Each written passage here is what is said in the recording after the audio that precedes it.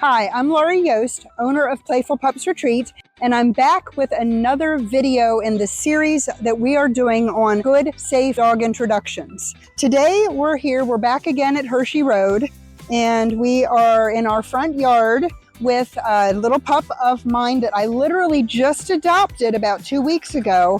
His name is Bean. He is a French Bulldog.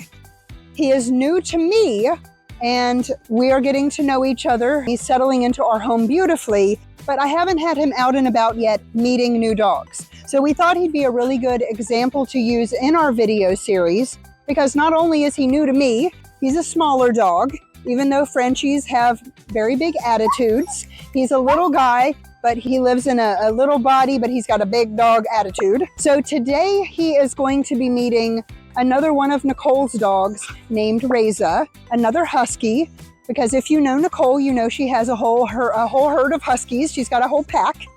So we wanted to show a smaller dog meeting sort of a medium-sized dog. Huskies are more a medium-large dog.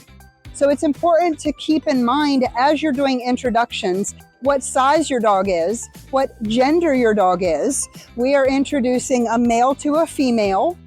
In one of our last videos, we introduced a female Dane, my Dane, to a male husky. And then we've done another video that hopefully you will watch in this series where we're introducing two females, but one is a puppy. So we're trying to give you a variety of different dog styles, types, breeds, and how we would go about doing that introduction. So like we've talked about in our other videos, it is really important to let dogs sniff and smell each other, and we love going for walks. So again, we're going to let Bean and Raisa do some sniffing and some smelling, get to know each other. I'm really going to pay attention to Bean's body language because I don't know him very well yet since he's a new family member.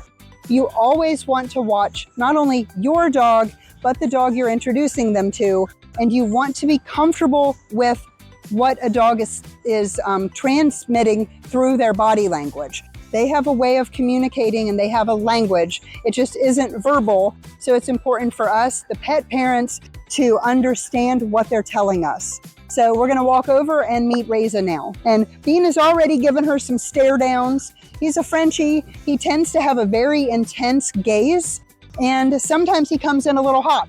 So he is not always appropriate when he first meets. Raisa is more vocal, which is a husky trait. So she might talk a little bit. But we are going to be watching body language and letting them meet each other. So see how Bean kind of arced into her. He's letting her sniff. He's trying to get some sniffs. Now Frenchies generally have an intense look, so you need to be comfortable with that gaze. Raisa apparently wants to party right out of the gate. She is giving him some good sniffs. And again, I will emphasize that sniffing is a very important thing to let the dogs do. So many pet parents think it's inappropriate and they want to interrupt that behavior, but it is a very important behavior to allow your dogs to do. So Bean is checking Raisa out. Raisa just wants to party. She is being perfectly appropriate. She's giving play bows. Hi, well, and something nice to note is because she recognizes he's smaller, she's getting low and getting on his level. Yes. So that's definitely something when you have a size difference you want to look for. Yes, that's a great point. That's a great point.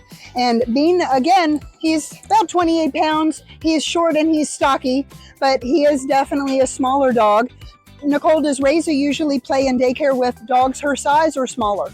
Both. Okay. Yep, she can go with the small, she can go with the big, she kind of parties with everyone. Okay. And like we talked about in one of our other videos, there's 4 different types of dogs. And the ones we love to have here at Doggy Daycare are the dogs that are dog social or dogs that are dog tolerant. How about that? They both did a really good job of disengaging. Yes. So you don't ever want them to hang out too long in each other's faces. So that's something super important to look at. And talking about pack dynamic, always introducing one-on-one to start. Yes. Never letting 2 or 3 dogs all run up to a new dog all at one time is super important. It can be very overwhelming for the new dog. It's setting yourself up to potentially have a scuffle if one dog's going to guard another. So it's always good to start one-on-one. That's something I always do with my pack. Yes. Yeah, and we do the same thing. If we're bringing a new dog into our household, they will all meet one-on-one. We will allow the interactions one at a time, and Raisa's giving him some correction. She's talking to him. I don't know if she's correcting so much as just vocalizing. Some are correcting. She's letting him know she's not interested. She sat down, which is a body language sign with dogs, saying that they're no longer wanting to interact. She's giving lookaways, which again are signs that I don't want to interact anymore. I'm done. Yeah. And then if they're not reading those subtle signs, she will tell you nicely, like, please get out of my face. Please leave me alone now. But that is all appropriate and good interactions. And you want to allow your adult dogs, if you have an adult dog and you are bringing in a puppy, you want to allow the adult dog to give those appropriate corrections. It's really important. That's how a puppy learns. Now, Bean's a little bit older. He's about 1.5 years old. So he's a little bit beyond the puppy stage, but he is still being very respectful, and he's paying attention to and listening to the corrections that Raisa is giving him, which is wonderful, and that's what you want. So it is important as a pet parent to let the dogs correct each other. It just has to be appropriate corrections, because there are some dogs that will overcorrect, and then you may have another dog that doesn't respect that correction. So again, it's very important to know how to read your dog's body language and what they are communicating. Definitely look for them to move away. If they continue to hang out there, please help them move away. Sometimes dogs get stuck, so they want to move, but they can't. Yeah. So you need to give them a little assistance and giving each other some space. Yes. And we have to be the dog's advocate. And you as the pet parent need to know when your dog is being appropriate, when they might be overwhelmed. If they're not comfortable in a situation, it's up to us to move them and help them to be in a comfortable state. And again, I want to emphasize how critical going for walks is and how much it helps with 2 dogs establishing a relationship and getting to know each other. What do you think? You guys want to do a quick walk? We can do a walk. And down?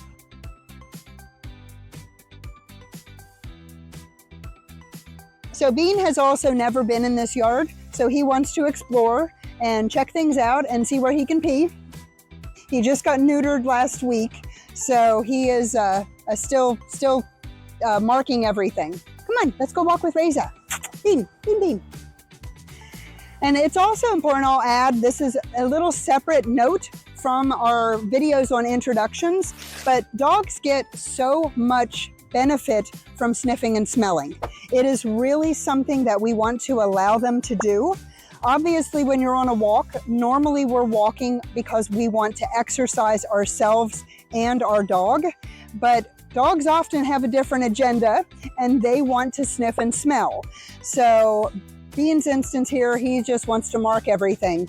But it's sometimes beneficial for the dog mentally and physically to allow them to have a little sniffari and sniff and smell everything along the walk. How about it, buddy? You want to walk with Raisa? Come on.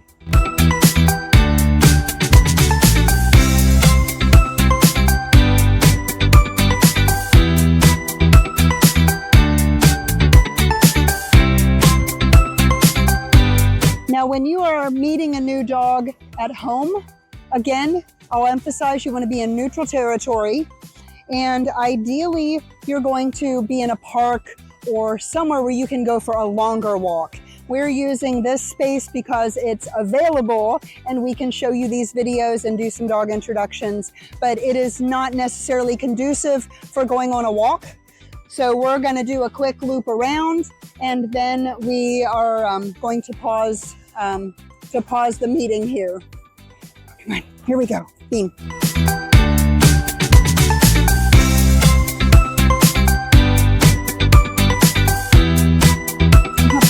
Come on, come on, I do really love that they're being very neutral to each other. They really don't care about each other, which is always a nice thing. When you have 2 dogs that are meeting for the first time, it can get intense, and sometimes they just want to party and play. And it's often better as we've mentioned in other videos, to have short, sweet introductions where the dogs are walking and getting to know each other in a more structured environment, but they're not having any sort of high intensity play. Yeah, you definitely want to see them disengage from each other. Yes. Because too much interaction, it can boil over. Even though it starts as play, it can turn into a scuffle or a fight very quickly. Yes. So you want to see a healthy mix of play, and then I'm okay to go sniff and do my own thing and walk away and not just hyper focused on that other dog. Right.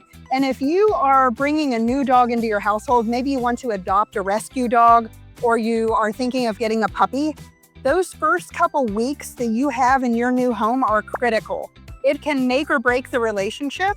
So it is very important to make sure that you're doing healthy introductions, lots of walks, giving them time to meet, greet, and get to know each other in a structured manner. And it's not just a free-for-all, because as Nicole said, that could go south. And then it's really hard to rebound and build the good, positive relationship that we want our dogs to have with each other when we have a multi-dog household. So thank you for joining in on the introduction video with Bean and Raisa. Please continue to check out our videos because we are doing a series that will show all different types of dogs meeting and greeting in different locations. So thanks for tuning in. If you have any questions or you would like to learn more about Playful Pups Retreat, or you need some advice or guidance on safe dog introductions, please don't hesitate to reach out and let us know.